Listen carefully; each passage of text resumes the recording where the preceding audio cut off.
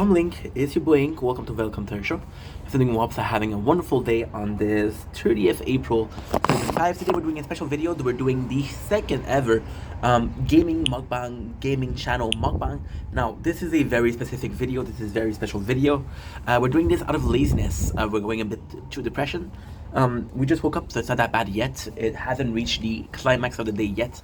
I have a bit more energy. So what we're doing is we're doing a video that I'm going to be able to put on both channel, which is the normal channel, and the gaming channel, which is a mukbang. So this is a story of Last of Us, right? But now you're gonna tell me, why Last of Us? Dude, this is a gaming channel only. Not really. See, Last of Us was never about gaming. It was always more about that. Just read the back of the game cases, which we never did. Joel and Ellie, brought together by Arsham consensus, must survive a brutal journey across the US in a dangerous post-pandemic world. Explore the brutal post-pandemic, fully realized with the power of PlayStation 4. Include additional game content, in-game cinematic commentary from the cast. In-game cinematic commentary. I never saw that. Wow, this is insane. This is insane. I never had that. That is so cool. The devastating physical and emotional abuse, a consequence of the vengeance, and you embark on the relentless pursuit of those who wronged her. A complex and emotional story, tense and desperate action and survival gameplay, a beautiful yet dangerous world. So it was always more about that. Now, Last of Us was always a game, a beloved game, but then it became a beloved series, and that's what we're going to be checking out. The meal of the day is fried rice. So this is rice we cooked a couple of days ago, and we reheated it in the pan. I'm going to show you. Why are we doing this video? Again, feeling depressed, feeling bad, but trying to work it out. So work it out for me means making videos. Last of Us is a series that I love, but never really got into.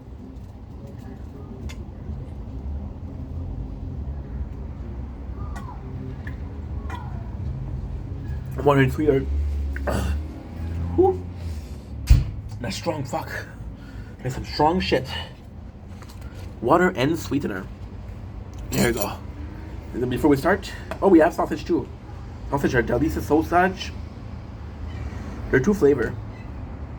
They are Oktoberfest, and they are bacon and cheese. Why are we eating doing that? Because, again, trying to multitask, first of all. But second of all, I think that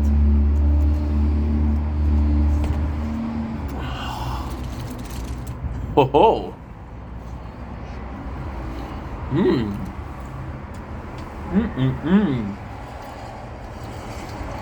It's not an idea.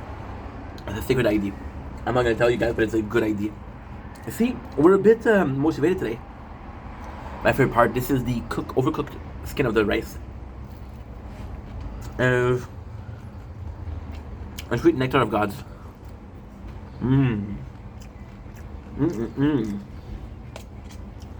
This is so good. This is so good. I have no idea. I have to restrain myself, otherwise I'm gonna be eating all the sausage. And you know what? Fuck that. That's what I'm gonna do. Grease. I'm feeling wonderful for my health.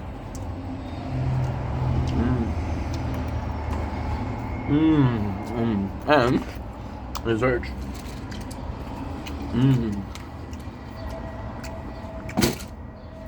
But it also contains some hemp oil, which help you calm down. No stress. Okay. So, Last of Us. So, I don't know which one you want to start with. You want to start with how I get into the series, or why am I doing this video? So let's go into the why we're doing this video.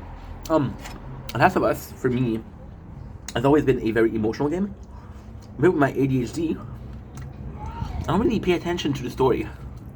So, why I work is, this is great, this is great, this is great. Okay, let's do something else. Let's move along. This is great, this is great, this is great. Okay, this is good, this is moving on. So a game like Last of Us is a game that's great, that's great, that's great, but when we're moving on, we aren't really playing Last of Us. When we're finished, we're finished. And the beauty of Last of Us, the best quality of Last of Us is also its biggest flaw. The game is intense, the game is a narrative powerhouse, but the game is super short. Compared to a game like Elden Ring. That's my first playthrough of Elden Ring. I thought about it for a year. Last of Us, we thought about it for a couple of months. But it's still pretty good. So, what ended up happening, and this is how good, this is how crazy, this is how insane it is for me. Last of Us 1 was a game that I'd never heard of. So, long story short, I come into this apartment. I don't want to work. I want to take my time. I want to discover myself. I want to have fun. We don't work. So when every streamer is streaming Last of Us, we're sitting at home watching cable TV, right? So Last of Us came in a very, very specific case. We start working, right? And we start working, and we're working in a place called A&W. Now, A&W is far from my house, right? I have to take 2 buses. Well, after the first bus, we have the terminus. And I always have to wait 20 minutes. There's a Walmart there. And I find this game on PS3, because I used to own it on PS3. It was Game of the Year on PS3. And it was for $25. So I was like, okay. Well, this is cheaper than I'm used to. It's the Game of the Year, so it must be good. Let's try it out, right? I open it, and I swear to God, Last of Us for me is a game, and I know you're gonna be tired of me saying this, but it's a game that completely changed my life. And I don't mean this as kissing ass. I don't mean this as anything else but the truth. I had a very secured, very enclosed, very secluded childhood. First of all, I was a weird kid with ADHD, right? I was a weird kid with ADHD, didn't have a lot of friends, so of course that didn't help, right? But more than that, because there's always more than that, I was the kid, right, who enjoys time alone.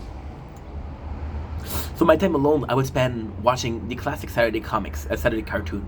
Talk about Yu-Gi-Oh, talk about Gundam, which we're playing right now on this phone. A beautiful game, G Eternal, which is fantastic. Dragon Ball Z, and there was another one. I think it was Bleach, but I'm not sure. I'm gonna say Bleach, because I'm pretty sure it was Bleach.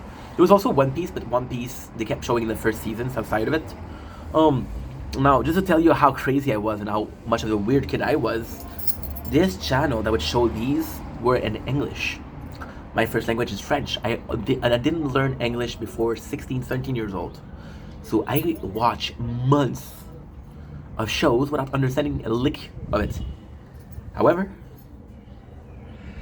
as long as you have fun, who gives a shit, right? So, fast forward into my teenage years, I'm doing the same thing. I'm watching shows, but this time I speak English, right? So I'm watching shows. So until the age of 22, I was so busy with watching shows that I didn't understand. I was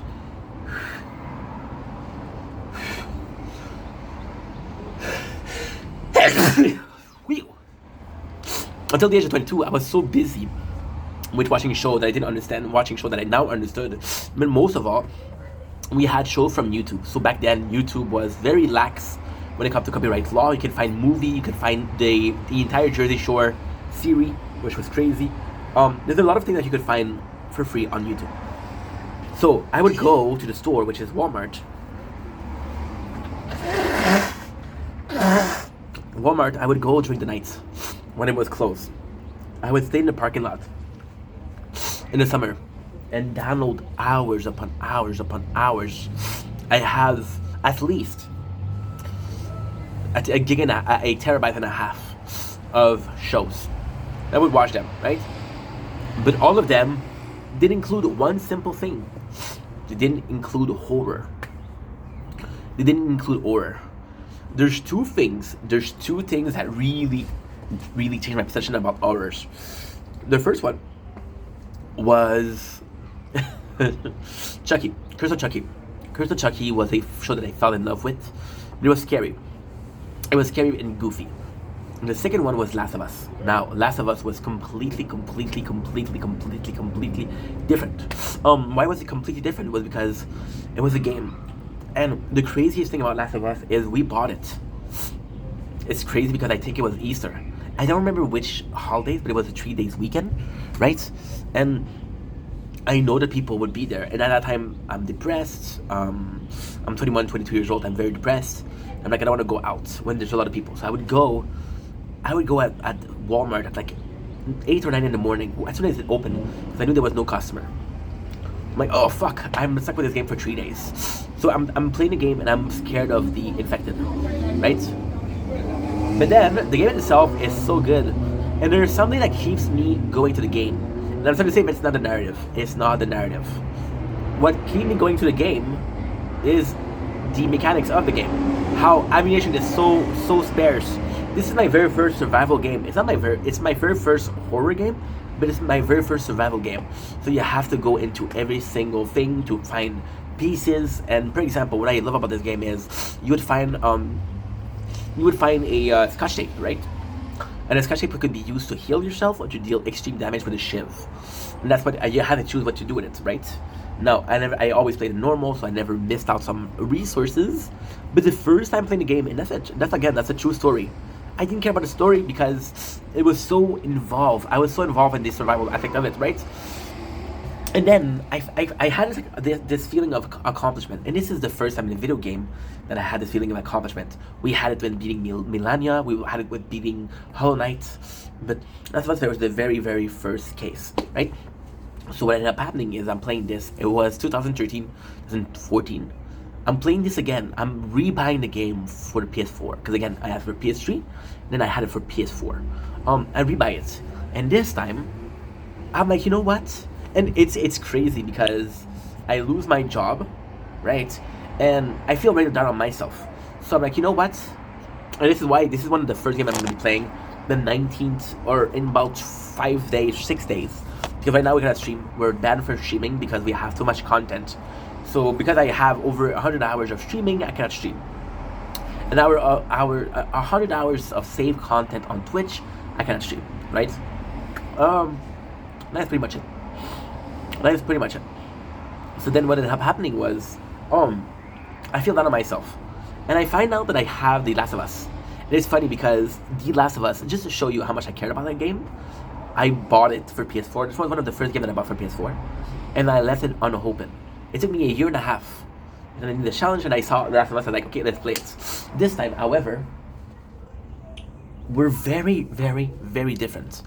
The first time you play Last of Us, and this is my personal opinion, you can disagree, I do not give a shit, okay? I forgot to do the why we're doing this video, but it's okay, we'll do it after. So the first time you play the game, you have this whole playthrough where you're moving on and you're moving on and you're moving on and you're moving on, and you expect that every single turn, at every single corner, is gonna be infected, right? Now, if you're dumb like me, you didn't realize that there's infected, there's cordyceps, which is what makes them infected, right? So if there's cordyceps, Joel will wear his mask. So if he doesn't wear the mask, there's no danger, or there's gonna be human danger, right? But the human danger, they're noisy, they're gonna make noise, you're shooting and etc, right? The second time playing, I focused on the story and I discovered a story that is phenomenal, right? Now, fun fact, when they did God of War PS4, the story of Kratos and Atreus, the reason why they did Atreus was because of Ellie. People really enjoyed the relationship between Ellie and Joel. Now, I'll be completely honest, I actually really like it, but my duo were very, very weird. So growing up, my duo were Jak and Daxter. Growing up, my duo were Ratchet and Clank. Growing up, my duo was whom? My trio was freaking Sly Cooper, right? So I never had like this father figure and daughter figure. Now, ultimately speaking, as a father, I associate more with Kratos because he has his rage and I don't know this kid, right? with Ellie, there's always this instance of Joel isn't really the father, and Joel takes a long ass time before he becomes fatherly towards Ellie. Right? Now, if you watch the show with Pedro Pascal does a good job at being fatherly way before Joel actually is in the game. Joel actually becomes fatherly in the game when really late, really late. So he becomes close to Ellie, and this is spoiler if you didn't play the game, but the game is 11 years old minimum. So there's a time where he's gonna bring her to a place where it's safer. They're gonna bring her to the dam. That way they can do the go to the Fireflies. I'm gonna tell you the story of the first game in a couple minutes, but for now I'm gonna tell you the story about the first game, and we'll do the second game, right? You know what we're gonna do? The first game, we're gonna do why we're doing this video. We're gonna do the second game and why I think it's a masterpiece. Great. It's gonna be a cool video. It's gonna be fun video. It's gonna be a short video for the amount of content that we have to do, but still. So what ended up happening is Joel has a chance to leave Ellie. So the story is Ellie is okay. So they're being told to. It's actually really cool. The first time that Joel. Okay, so it's complicated. The beginning of the game is Joel with his daughter Sarah, and they're really close, right? You can tell, and they do a fantastic job of Sarah is gonna be in the game. Spoiler for 40 minutes. The game is 13 hours, so you don't give a fuck about Sarah. However, what she represents, you give a fuck about her. So what happened is Sarah dies, and then Joel becomes an asshole. Joel becomes really bad. He starts ambushing people. He starts to do everything that he needs to do to survive. He gets into a fight with his brother. He doesn't join the Fireflies. Again, he becomes like a bad guy. He doesn't become like a bad guy. He becomes like a guy for... he becomes like a guy that is a survivalist. And my boy Joel is living a good life. In about 13 years after the beginning of the pandemic, my boy still have alcohol. He's drinking. He had a side piece, right? And then that's his mission, and he pays really well. So basically, what happened is they got fucked over in the mission, and because they got fucked over, they took their weapon. So Joel and I don't remember her name. It's called Monica. Basically, have a pistol. Mm-hmm. So they meet the Fireflies, and the Fireflies are telling her, "Hey, if you help us, we'll give you a weapon." Okay, no problem. They say we have a package for you. Then they realize the package is Ellie, right?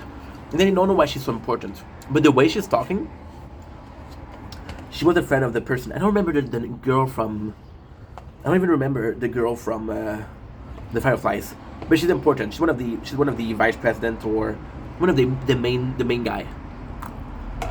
So at first you think that they're close, and that Joel is taking her to a separate place, to Fireflies HQ. What is important? Who is the Fireflies? The Fireflies. Okay. So again, this is. I'm gonna tell you the Fireflies is. Okay. Military group. They're a military group. That's why it's so complicated. So complex, so rich. It's unbelievable.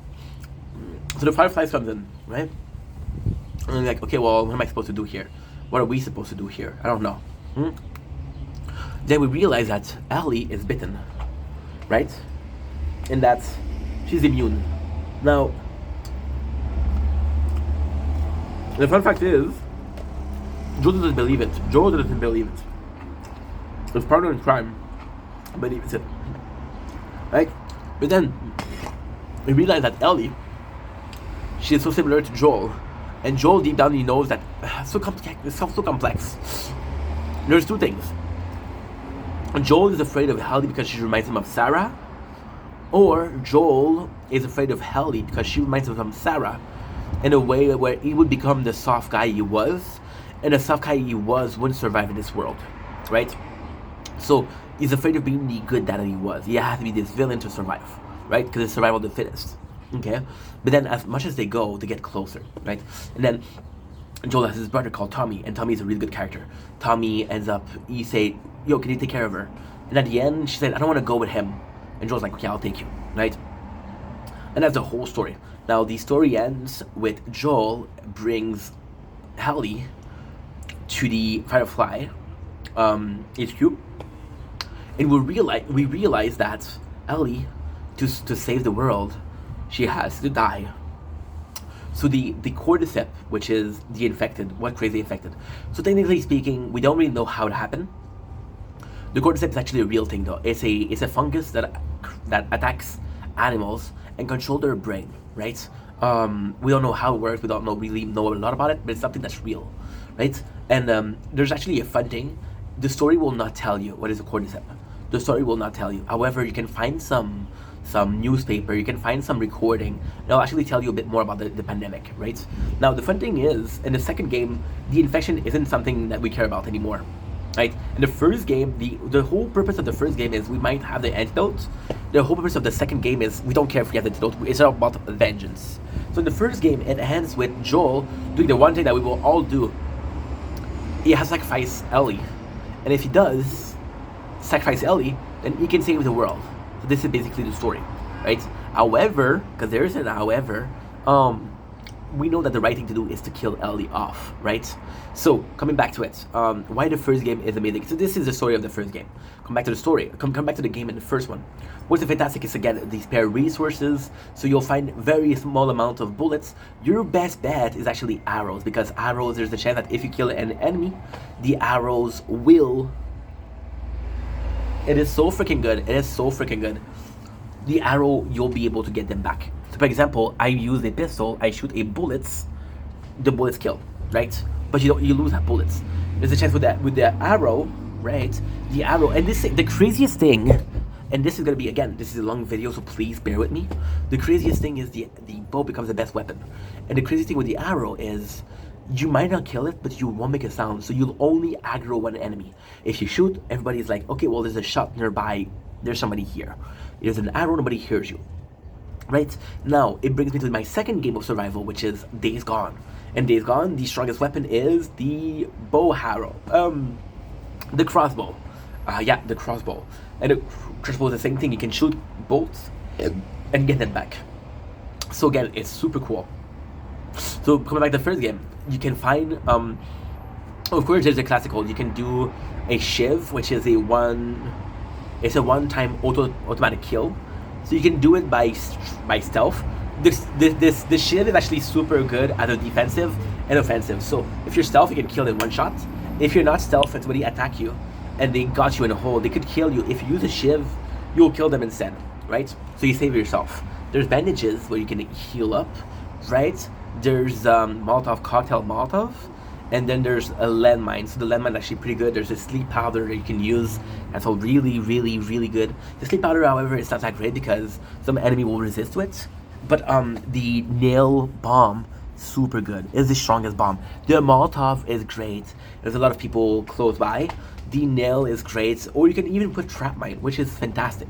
So, but in the game, that's not the most important part. The most important part are vitamins. You can actually find vitamins. Then the vitamins will increase your health or your strength. First of all. Second of all, you can also find parts where you can upgrade your weapon. What is really cool is you start off, for example, I'm going to be using the shotgun as an example.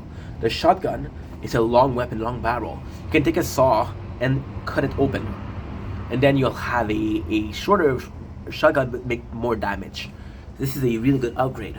So the first game, once again, is making the most out of it. Now, the best part of the second game, of the first game, is Joel is always the one that takes care of Ellie, right? And at first, this is classical. You're gonna see what I meant with the similarity between this and God of War. At first, Ellie is completely useless. Completely useless. She hides, right? Then I want to fight. And then Joel's like, no. And then she needs to fight. And then there's a part where Joel getting drawn from another guy. I haven't played this game in 4 years. This one was the first game that I started streaming with. And then Ellie kills him with a gun, right? And she's like, okay, well, I'm getting the gun. And Joel's like, okay, well, you say me keep the gun. And then Ellie started to know how to use the gun. And the more she goes, the better she is. Now, later in the game, Ellie will use the sniper rifle, which is what she's the strongest with.